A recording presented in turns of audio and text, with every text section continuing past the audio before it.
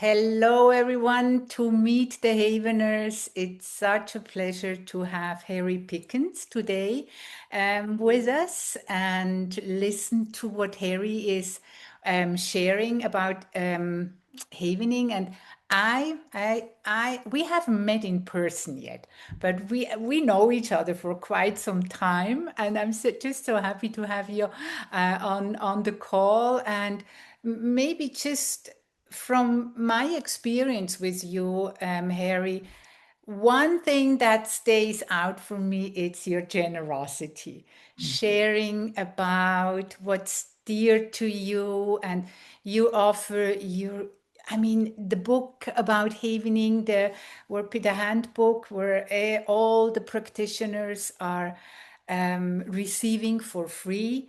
And you just do so much that is inspiring, that's helping people. So I'm so happy to have you here and listen. How did you get to know havening? How did you get into havening? Well, first of all, Simone, thank you so much for this time. We haven't personally met, but I feel very delighted in our friendship and connection over these years. I learned about havening. Before havening, I was very involved in other modalities. Tapping, for example, I had a certificate in positive psychology tools, a number of other modalities that I used to help people heal. And I was frustrated, though, because in the energy psychology world, there was very little research. And it was all based on the idea of meridians or energy systems, et cetera. And I'm not against any of those things.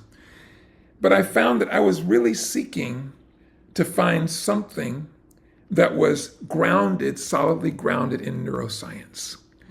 Because I felt if I could have that grounding, it would help me understand what was happening, understand the mechanism, and it would also help me reach clients who thought the tools were great, but sometimes to say, okay, so what actually happened, right?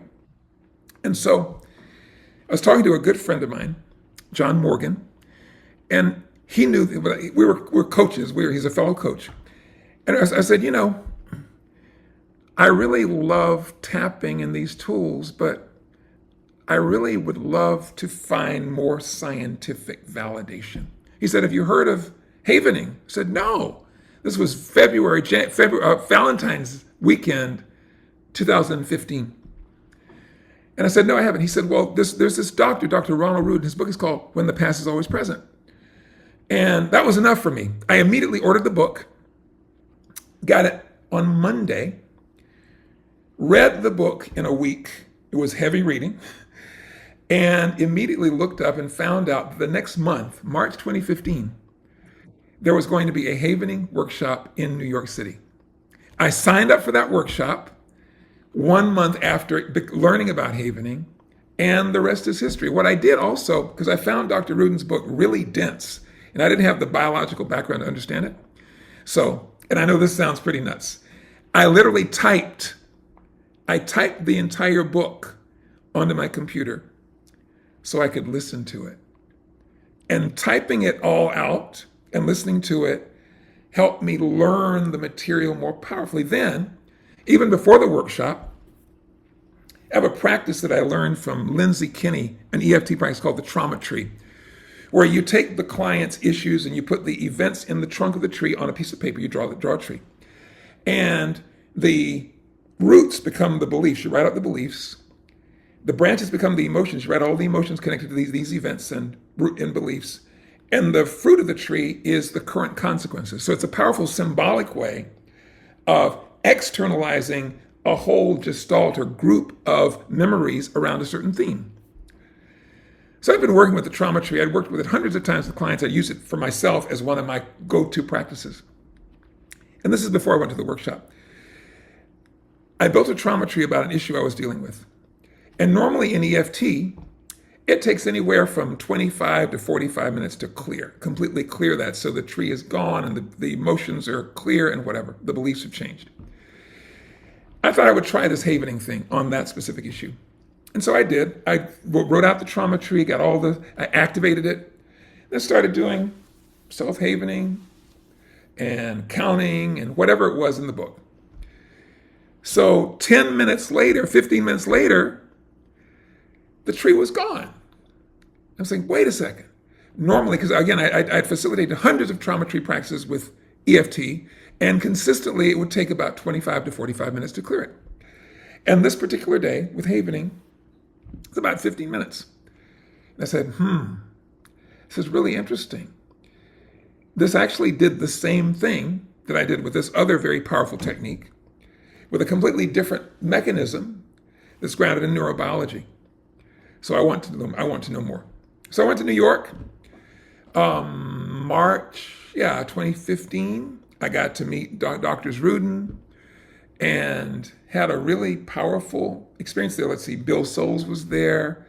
I met Luis Carmi and Michael Carmi. I don't know if it was that another time, but I met some of the original Haveners, right? And it was a really powerful experience. What was most powerful for me is understanding the neurobiological framework. Because what it did for me is it gave me a larger framework for understanding not only havening, but also understanding these other principles and processes I used in EFT, for example. Or there's another technique called peat processing by Zimmerman Slavinsky. And I recognized, all of these different processes, even though one might use meridians or tapping or touching or whatever, they're working around the same foundation of traumatic depotentiation. So havening for me was not only a powerful modality when I first learned about it, but the science gave me an insight into how memories get transformed, how emotional charge gets disconnected. And so that's how I got started. I immediately applied to become a practitioner. Carol Robertson was my mentor. She was fabulous. And about 6 months later, I wrote to the doctors and hey, I said, I'd love to become a trainer if I could. And there was a process for that. So I became a trainer probably 2016. I was so impressed with the modality and the people. It inspired me. I had the idea, what if there's right now, there's no books out on havening in the world. It's a best kept secret. There were a couple of mentions, I think, but no books. I said, okay, so I went to the doctor and said, I want to interview like 20 people who are the founders, the people who have pioneered this technology. How would you feel about that? They said, it's a great idea. So in January 2017, now a year and a half after taking the course, almost 2 years after taking the course, I interviewed these folks, I think 35 folks. It became 15 Minutes to Freedom, which was the first book for the general public about the modality. And like I said, the rest is history. Great. So the 50 minutes to freedom is actually your own experience doing. That's probably where you got the title for, because it only took 15 minutes to clear the issue you were working with. Is that Yeah, correct? that's actually part of how the title came. Yes, and I explained that in the introduction to the book. And what I noticed again is I found more and more and more with my clients that when I could use havening, and of course this was facilitated havening, I was actually applying the touch as opposed to self-havening over Zoom, etc. I found that the combination of the touch and the focus on distraction instead of directly processing the issue, or transpirational havening does allow you to do that, allowed this really gentle and lovely and permanent release. So it was a powerful modality. Then I did my first training, I think also in early 2017. And the doctors were there and I got to use the tools in public. Wonderful. Great. I just had a session today, and remembering this, just doing it, and sometimes the mind just doesn't grasp it yet. It just takes a while till we understand what's happening. So, because this was just happening today, it's like, yes, I know it's true. I know something shifted, but my mind just is not yet there, because I guess all these connections somehow are dissolving and trying to new orient. So it's beautiful. It's Yes, well, beautiful. there is a period of reconsolidation that has to happen, but it's also an interesting thing.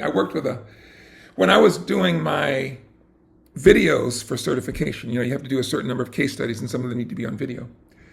I worked with a woman who had been a nurse. I think she was retired at the time, but she was very scientifically oriented and very, very, very smart.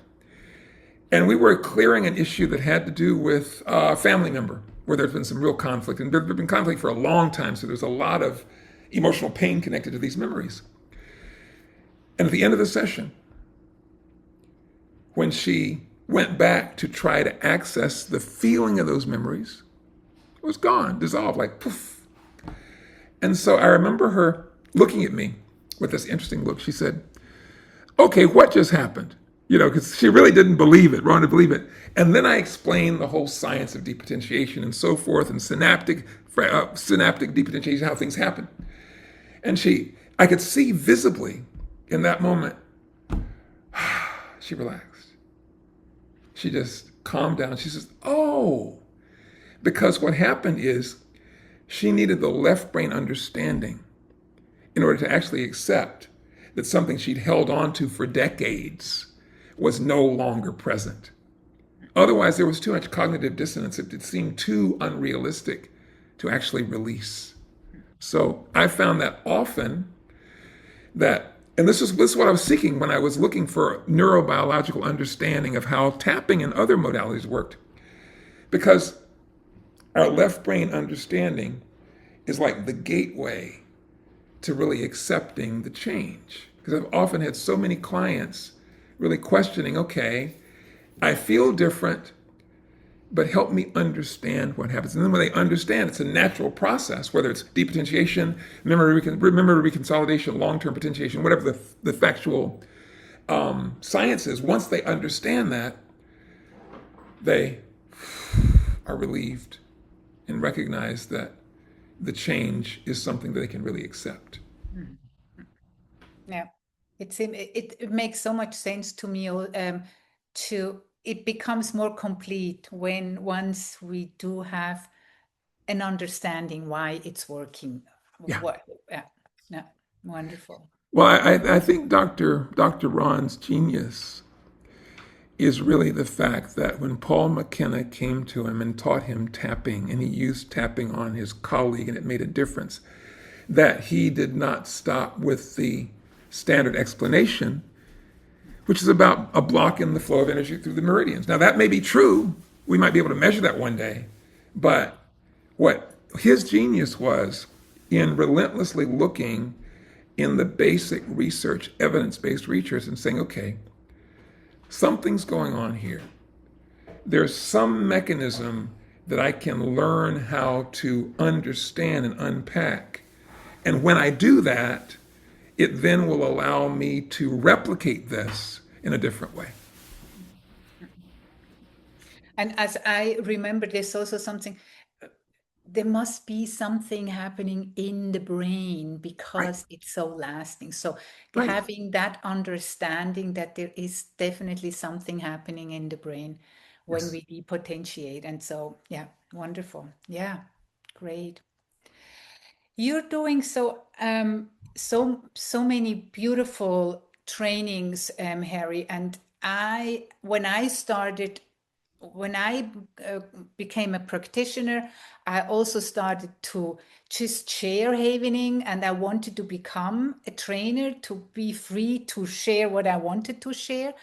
And what I found really supporting in these trainings, which are not the havening trainings, but a combination of communication and trauma and all this, I did actually use some of your meditations that I found. I remember the first meditation or the first, I call it a meditation. You were at at the conference, you did an opening, and you invited people to just let go. No yesterday, no tomorrow, just in the present moment. And you guided people through a havening practice, a self-havening practice, which I found at the time, I found so helpful. So I asked you at the time, can I use it? Can I translate it into German? And people still, I know from some people, they got back to me and they tell me, I'm using this meditation every morning. Good. So or one lady, she I gave it to her because she had a fear of going on an airplane. We worked through it, and I gave her the meditation, and she said, "I just had your voice," because it was German, so I did put on my voice. I Yeah. had your voice in my ears. It was your meditation, and she was just being in a really good space to. So that's something I really, really appreciate. You're bringing, because for me, you're combining the techniques. That is something I learned from you, and I'm highly appreciating to you. So just want you to know that even though you did that and it's in English, and then it's forwarded to people in Europe, to German speaking people. So thank you so much. That's beautiful. Dr. Rudin talked about how havening is a bolt on. That is, you can take the basic principles of touch, attention, imagination, and you can add them and integrate them to multiple modalities. And what I teach, and I teach every Monday, we gather haveners from all over the world in what I call the self-havening smorgasbord. That's our cat, Bonkers. Hello, Bonkers. Bonkers, this is Simone. This Bunkers. is Bonkers is saying hello. Bunkers. Yeah. She likes her lap. But anyhow, thank you very much. Now I'm going to keep talking, and you can just sit here and enjoy yourself. All right. Uh, Havening can be combined skillfully. Every Monday, I teach something called the Self-Havening Smorgasbord, where people from all over the world get together online, and we practice what I call mindful self-havening.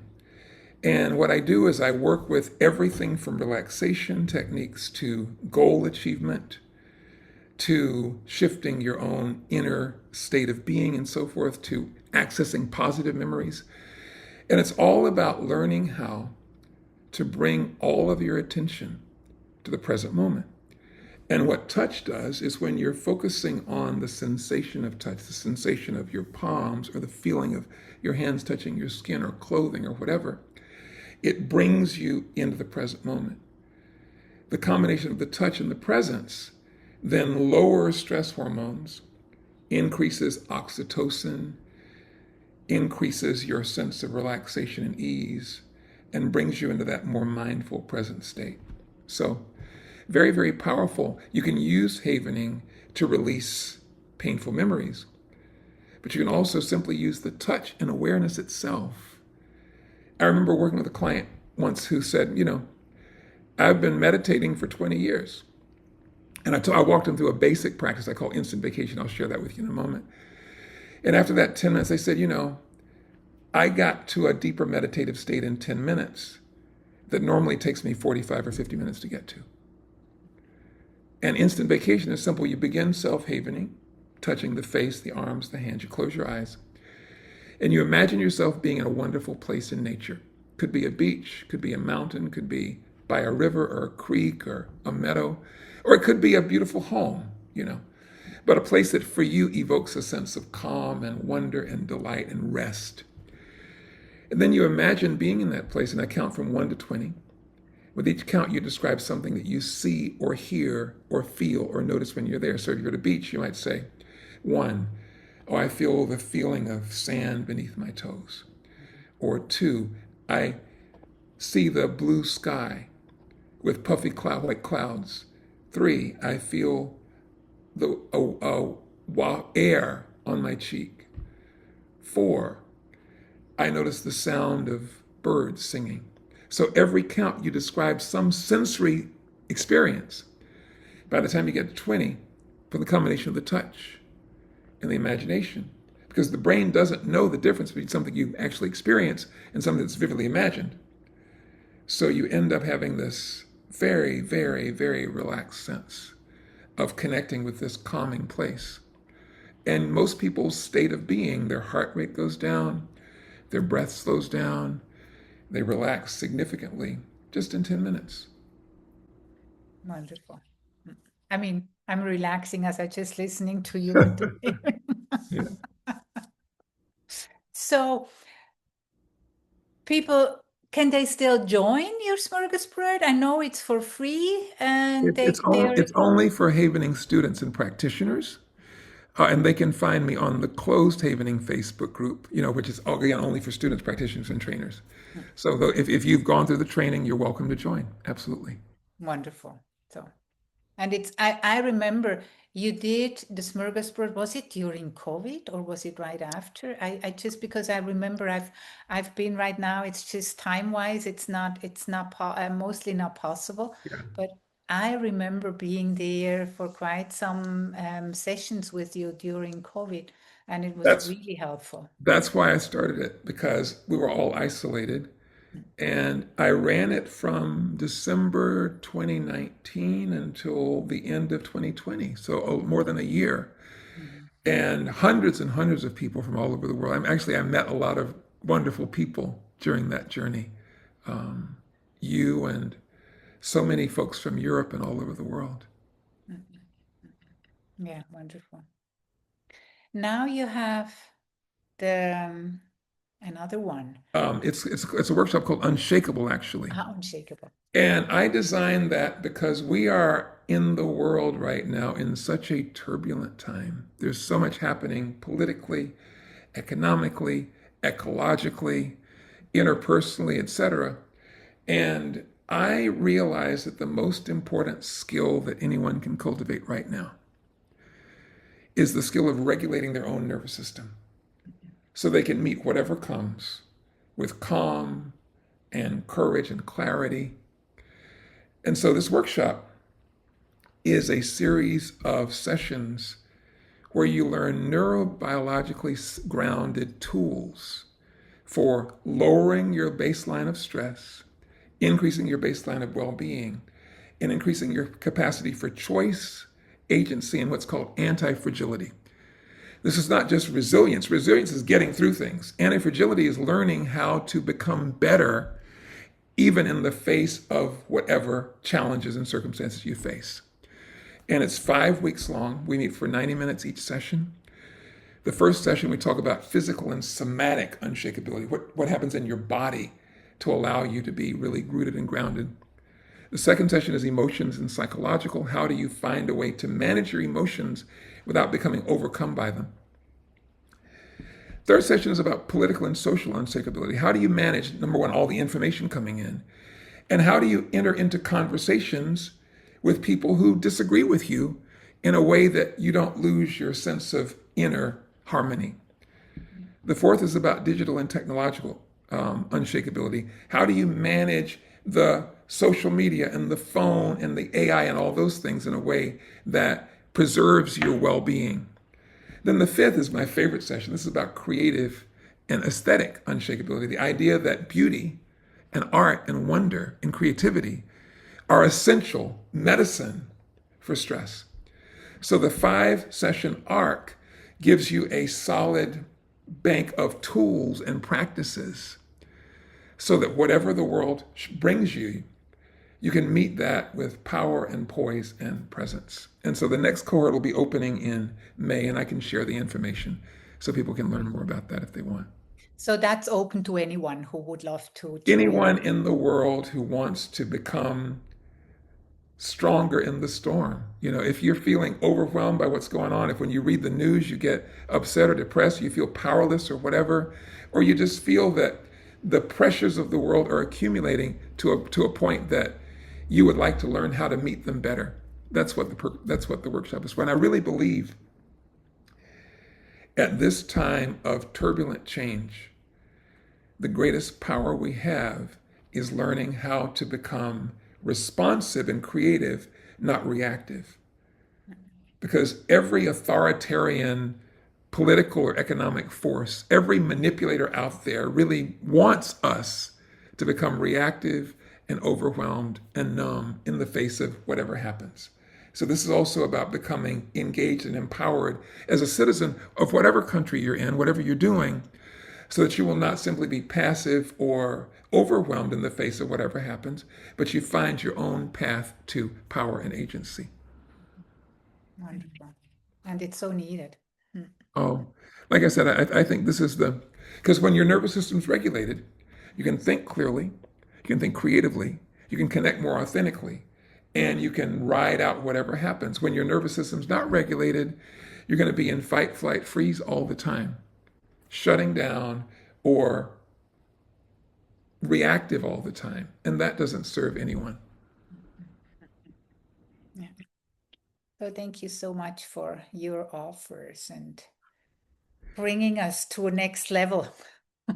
You're so welcome, Simone. It's wonderful to have the opportunity to connect with you. Again, we've connected over the distances. And I'm so delighted that you're taking so much initiative in bringing these tools and people to more people and translating and just showing up as your wonderful self. So thank you for that. Thank you. Is there anything you'd like, could be Havening community or the world, that apart from what you already shared, that is just so dear to you or so important to you that you would like to just say something about it? Or Well, let me speak philosophically for a moment. There's a wonderful poem that was written by the British playwright Christopher Fry more than 100 years ago. And I think this poem speaks to our time very powerfully. It goes like this: Dark and cold we may be, but this is no winter now. Dark and cold we may be, but this is no winter now. The frozen misery of centuries cracks, breaks, begins to move. The thunder is the thunder of the flood, the flow, the upstart spring. And here's my favorite line. He says, "Thank God our time is now. When wrong comes up to meet us everywhere, never to leave us till we take the longest strides of soul folk ever took." I love that poem because he reframes this idea of everything that's happening right now. Number one, it's not winter, it's the beginning of spring, a new possibility. Then he says, thank God our time is now. When wrong comes up to meet us, when all of these injustices and political polarization and war and economic and environmental disaster, all these things are happening for a reason, so that we can find our own power and take the longest strides of soul folk ever took. And adversity, challenge, turbulence, difficulty, yes, they can crush us. And yes, we live in societies with things that are happening that are terrible often. But I believe that within us, if we can see what's happening as a way to drive us more deeply into remembering what really matters, our core values, and doing the internal work to become our best selves, that even these difficult times can lead to powerful transformation. So, whoever you are, wherever you are listening to this, if you are discouraged, maybe you are worried about the state of the world, maybe you're caring for an elderly parent or spouse, maybe you're dealing with physical illness or whatever, remember that inside you, there is always one capacity that nothing can take away. That's our capacity in this moment to choose where to place our attention, to choose what we say, to choose how we show up in the world. And so I just want to encourage you. You can use the tool of havening. It's an incredibly powerful tool to regulate your nervous system and help you remember what matters to you and how to be the best you can possibly be. wonderful. Thank you so much. You're welcome.